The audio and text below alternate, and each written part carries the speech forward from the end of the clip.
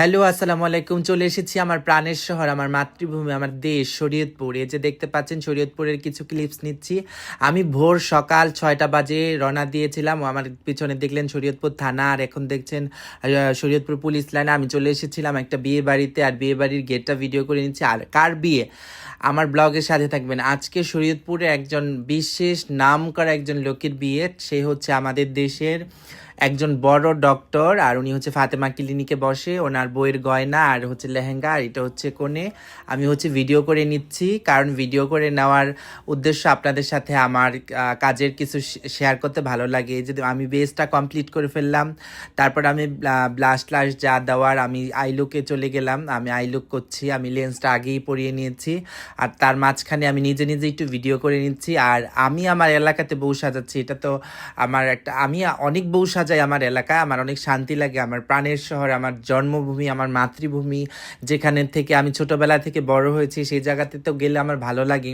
আমি তার আগের দিন রাতে চলে গিয়েছিলাম, রাতে আমার বাসা ছিলাম। দেন সকালবেলা ভোরে আমি একদম ঠুকঠুকা শীত, আমি উঠে চলে গিয়েছিলাম মনোরাতে। আর মনোরাতে ছিল আমার ব্রাইডালটা, আর ছিল হচ্ছে ডক্টর নিলয় পোদ্দার। উনি হচ্ছে ফাতেমা ক্লিনিকের ডক্টর। তো ভাইয়ার যখন বিয়ের রিসেপশনের সাজটা আমি পেয়েছি, আমি নিজেও খুব খুশি যে এত বড় একজন মানুষের বউ সাজাবো। দেখতে পাচ্ছেন আমি চোখটা কমপ্লিট করে ফেলেছি। দেখছেন আমার চোখটা কেমন হয়েছে, অবশ্যই কিন্তু কমেন্ট করে জানাবেন। আর ভাবিও খুব ভালো। ভাবির দুইটা প্রোগ্রাম ছিল ঢাকায়, একটা হলুদ আর বিয়ে। ওনারা যেহেতু হিন্দু মানুষ, তো ওনাদের ট্রেডিশনাল যে ব্রাইড, ওনারা সেজেছিল। আমাকে ভাবি নক দিয়েছিল, আমার ডেটও ছিল না, আমি আসলে সাজাতে পাইনি। কিন্তু আমার এই ডেটটা অনেক আগে লক করা ছিল, 17 তারিখ, গতকালকে। তো দেখতে পাচ্ছেন আমি সাজাচ্ছি। মাঝখানে সকালবেলা একটু ব্রেকফাস্ট করে নিয়েছিলাম।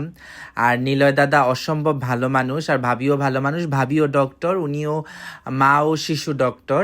তো ভাবিকে আমি বলছিলাম, ভাবি আমি একটু ভিডিও নিই। ভাবি বলছে হ্যাঁ হ্যাঁ শিওর, অবশ্যই নেন।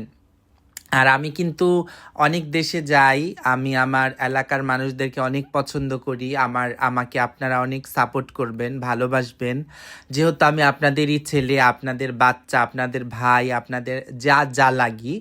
আমি আপনাদের এলাকার সন্তান। আমাকে আমাকে আপনারা সাপোর্ট করবেন, এটা তো চাই সবসময়। আমাকে আপনাদের এলাকায় না, আমাদের শরীয়তপুরে না, আমাকে আসলে সবাই অনেক ভালোবাসে। আলহামদুলিল্লাহ, আমি অনেক লাকি। দেখতে পাচ্ছেন আমি রেডি করছি, ফুল পরাচ্ছি। আমি দেখতেছিলাম মাথায় কাপড় দিলে ভালো লাগবে কিনা, চুড়ি পরাচ্ছি। আর ভাবির হাতে চুড়ি ঢোকানো অনেক টাফ। ভাবি বলতেছিল ভাই আমাকে দেন, আমার হাতে আমি ছাড়া কেউ চুড়ি পরাতে পারে না।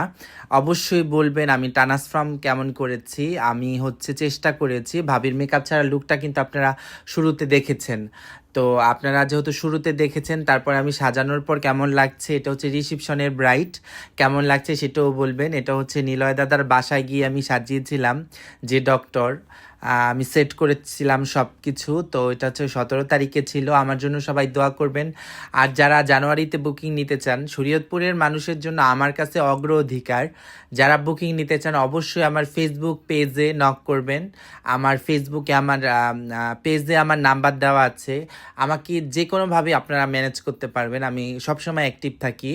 তো দেখতে পাচ্ছেন সম্পূর্ণ রেডি হওয়ার পর কেমন লাগছে, আমি একটু নিজে নিজে ভিডিও করে নিচ্ছি, দেখতে পাচ্ছেন। আর আপনারা কিন্তু বলবেন। আর আমি দেখাচ্ছি ডক্টরকে, এই যে স্টেজে দাদা আমাকে বলতেছিল আপনি কিন্তু না খেয়ে গেলে আমি অনেক কষ্ট পাবো। আমি আসলে বিয়ে বাড়িতে খাই না, দাদার রিকোয়েস্টে খেয়েছি। Thank you so